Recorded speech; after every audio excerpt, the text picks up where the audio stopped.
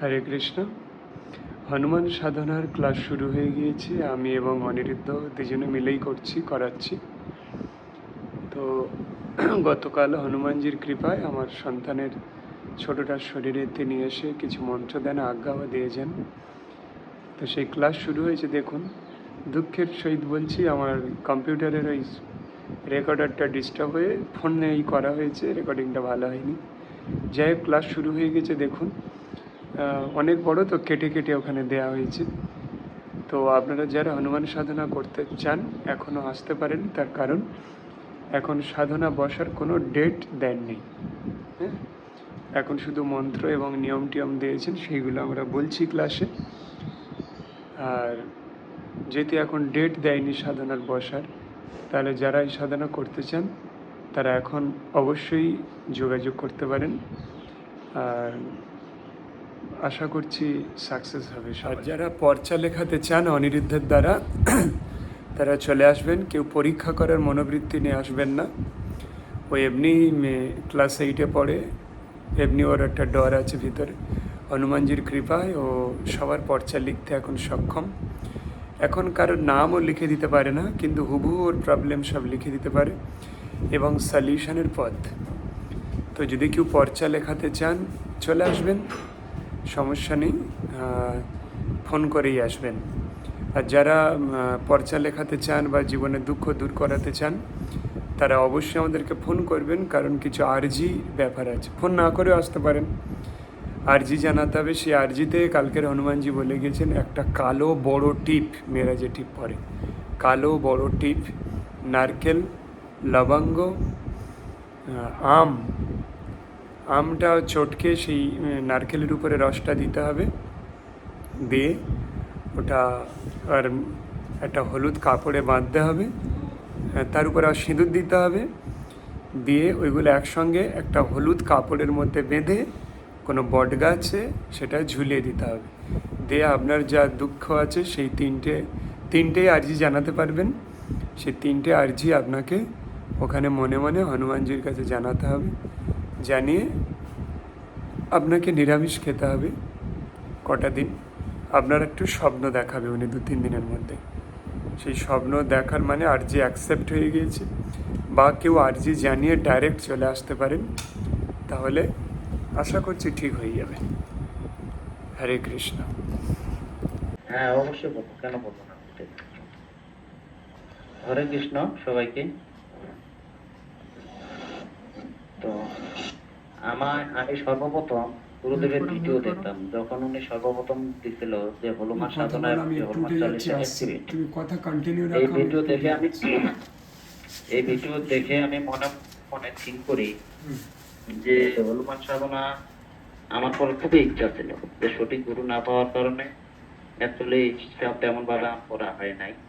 তখন এই ভিডিও দেখার পরে গুরুদেবের সাথে আমি কন্ট্রাক্ট করার পর উনি যে ফর্মুলা দিয়েছেন, সর্বপ্রথম আমি চান করছিলাম দুধ দিয়ে চান করে কিছু ফর্মালিটি মন্ত্র দিয়েছিলেন। তবে আস্তে আস্তে হয়ে যাবে আশা করছি। আচ্ছা, ঠিক আছে, ধন্যবাদ। যে কোনো উপর থেকে ছায়া চলে গেলে, এটা সবাই জানে, কিন্তু এটা বিশ্লেষণ করা হচ্ছে। হনুমানের সাধনা এটা ছিল, মাতা সীতাকে দর্শন করার সাধনা, আর কিছু না। এটা সিংহিকা, সে তার ছায়া ধরে নেয়, হনুমান নড়তে পারে না, তাকে গিলে খায়, তার পেট বাস্ট করে দিয়ে বেরিয়ে চলে আসে। এটা কি তার সাধনার একটা প্রতিবন্ধকতা ছিল না? হনুমানকে পর্যন্ত গিলে খেতে পারে এরকম একটা শক্তিশালীকে, আমাদের কি হতে পারে? কিন্তু হনুমান রক্ষা করবেন, পূর্ণ বিশ্বাস। কেমন? ওরে দৈন আত্ম নিবেদন গোপ্তৃত্বে বরণ, অবশ্য রক্ষিবেন কৃষ্ণ বিশ্বাস পালন। দৈন আত্ম নিবেদন গোপ্তৃত্বে বরণ, অবশ্য রক্ষিবেন কৃষ্ণ বিশ্বাস পালন। ওরে সরঙ্গ শরণাগতি হইবে যাহার, তাহার প্রার্থনা শুনে ব্রজেন্দ্র কুমার। 6টা শরণাগতি 6টা। এই শরণাগতি কেউ রং কমেন্ট করেছে। কেন করেছে? ও তো সাধনার সিস্টেমই জানে না, শুধু নাম জপ করে। নাম জপ করা তো যথেষ্ট নয়, ওই নাম জপের ত্রুটি হলেও কিচ্ছু যায় আসে না।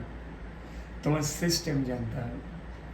6টা শরণাগতি আছে, ষড়ঙ্গ, স্বরযুক্ত অঙ্গ। শরণাগতির 6টা অঙ্গ কি? দৈনতা, আমি দিনহীন অকিঞ্চন, হে বজরংবলী হনুমান, আমি এক নিকৃষ্ট জীব, আপনার চরণে সেবা করার কোনো অধিকার আমার নেই, কিন্তু কোন কৃপা বলে আজকের আপনার চরণে আমি এসেছি। এ আমার ক্ষমতা নয়, এ আপনারই কোন কৃপার প্রভাবে আমি আপনার চরণে আসতে পেরেছি হনুমান। স্বরূপত আমি কৃষ্ণের নিত্য দাস বা রামের নিত্য দাস, কিন্তু শরণাতীত কাল ধরে এগুলো সব আমি লিখে দেব। শরণাতীত কাল ধরে তার প্রতি শত্রু ভাবাপন্ন হওয়ার জন্য আজ আমি দুঃখময় জগতে জন্ম মৃত্যুর চক্রে বারবার আবর্তন করছি। কিন্তু আজ কোন অভাবনীয় সৌভাগ্যের ফলে গুরু গৌরাঙ্গের কৃপায় হে হনুমান তোমার চরণে আশ্রয় গ্রহণ করার সৌভাগ্য লাভ করেছি। তাই গুরু গৌরাঙ্গের চরণে আমি সশ্রদ্ধ প্রণাম নিবেদন করি। এটা বলে শুরু করতে হবে। কৃষ্ণ আর রাম একই, স্বরূপত আমি রামের দাস বলাও যাবে। এটা আমাদের বৈষ্ণবীয়, আমাদের কৃষ্ণের এটা হচ্ছে ভূতশুদ্ধি। আমাদের অনেক রকম শুদ্ধির প্রয়োজন, কারণ আমরা আমিষ আহার করি, আমরা কুপথে চলি, আমরা ড্রিঙ্ক করি, আমরা নেশা করি, কত কিছু না কি জীবনে করা হয়েছে কিনা। আমাদের শরীর অশুদ্ধ, আমাদের পেটটা একটা শ্মশান। কেন? তোমার বাড়ির পাশে যে শ্মশান, শুধু মানুষের শরীর পড়ে ওখানে। তোমার এই শ্মশানে দেখো, তোমার এই পেটেও আগুন আছে, বৃক নামক এক আগুন আছে, আগুন জ্বলে। এই আগুনে দেখো কত পশুকে পুড়িয়েছ, এটা তো শ্মশান হয়ে গিয়েছে কিনা। তাই আচমন প্রণালী শিখতে হবে, অঙ্গ প্রায়শ্চিত্ত শিখতে হবে। অঙ্গ প্রায়শ্চিত্ত পিডিএফ দিয়ে দেবো, পিডিএফ আছে, দিয়ে দেবো। অঙ্গ প্রায়শ্চিত্ত, আচমন প্রণালী এবং ওই নিজের শুদ্ধিকরণ, ভূত শুদ্ধি। ভূত শুদ্ধি আমি যেটা বললাম এটা হচ্ছে ভূত শুদ্ধি। তারপর কর শুদ্ধি, ওই চন্দন বেটে হাতে দিয়ে ঘষে নিলে কর শুদ্ধি হবে, কারণ আমাদের বাম হাতের টয়লেট পায়খানায় কতভাবে কাজ হয়। তাই আমাদের এই শরীরে এই কর শুদ্ধি কত জরুরি। সাধনা খুব কঠিন, কিন্তু খুব ইজি, খুব ইজি। একটা সময় খুব কঠিন মনে হতো, এখন পার ডে অঙ্গ প্রায়শ্চিত্ত এটা ওটা করে, এটা না করলে যেন আর পেটের ভাত হজম হয় না, এরকম এক অবস্থা। তারপর আমি 25,000 এমনি হরে কৃষ্ণ মহামন্ত্র পার ডে জপ করি, এটা না করলে তো ঘুম খাওয়া চলে যায়। মানে এখন এটা না করলে থাকতে পারি না, একটা সময় করলে কষ্ট হতো। এটা আমাদের মনকে এইভাবে নিয়ে আসতে হবে, যেটা আমার করতেই হবে, সব সিস্টেম দিয়ে দেবে। তারপর কর্ম সমর্পণ। তুমি এই যে জব করলে, এই জবটা, প্রতাপবাবুর খালি আনমিউট হয়ে যাচ্ছে, মিউট করলে ভালো হয়। আর এই যে জব তপ সাধনা করা হয়েছে, প্রতাপবাবু আপনি একটু মিউট করে দিন। ওটা মিউট করে দিন, আপনার আওয়াজ আসছে আপনার ওখান থেকে। হ্যাঁ মিউট করে দিন। হ্যাঁ এবার হয়েছে। আপনি আনমিউট করলে ওখানকার আওয়াজগুলো নয়েজ আসছে। তো এইভাবে করশুদ্ধি, আত্মশুদ্ধি, ভূত শুদ্ধি। ন্যাস কে জানে? ন্যাস মানে প্রতাপ বাবু জানতে পারেন, উনি ব্রাহ্মণ। আচার্য বাবু জানো? আচার্য, আমাদের একটা ন্যাস আছে, ন্যাসের সিস্টেম আমি সব দিয়ে দেবো। ন্যাসের কিছু বীজ মন্ত্র আছে, সেই বীজ মন্ত্র বলার অধিকারী সবাই নয়, তাই একটা গীতার ন্যাস আছে, সেই গীতার ন্যাসটা সবার শিখিয়ে দেবো। একবার দেখাই আমি সব ডিটেলস, এরকম ভিডিও করে মন্ত্র বলে বলে আমি দিয়ে দেবো গ্রুপে। আমি শুধু কি কি করতে হবে টাচ দিচ্ছি। প্রথমে এই মধ্যমা আঙুলটা এইভাবে এখানে মুড়ে নিয়ে এই হাতে এইভাবে রেখে হৃদয়ের কাছে ধরতে হয়। এখানে একটা মন্ত্র বলতে হয়। যাদের পৈতা আছে বৃদ্ধাঙ্গুলিতে, সেটা 2.5 পেজ নিতে হয়, এই 2.5 পেজ। পৈতা যাদের নেই, এইভাবে এইভাবে নিয়ে এই আমি মনে মনে মন্ত্রটা বলছি, এটা উচ্চারণ করতে নেই।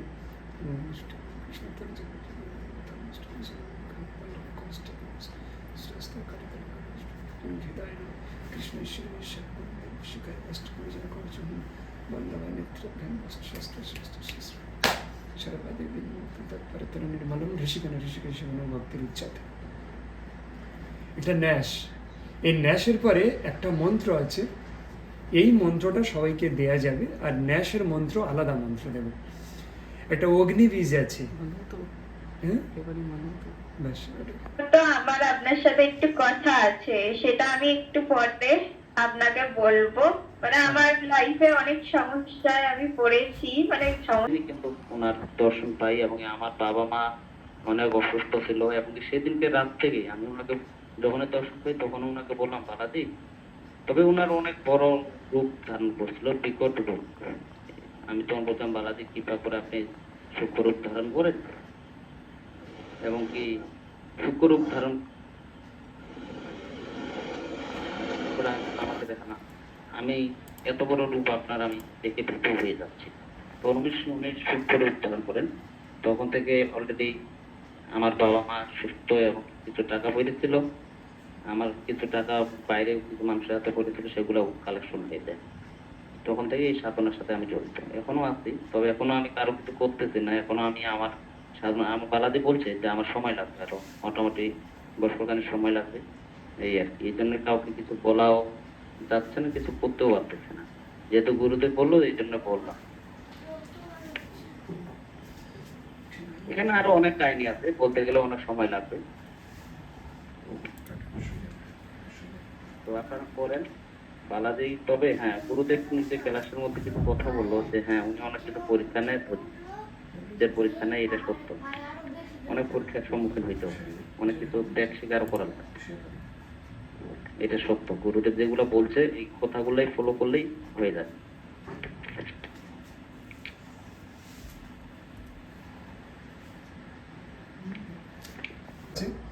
তার মধ্যে 300 হচ্ছে আমার অফলাইনে স্ট্রং ভক্ত এবং অনলাইনে ওই 1000-এর মতো আছে।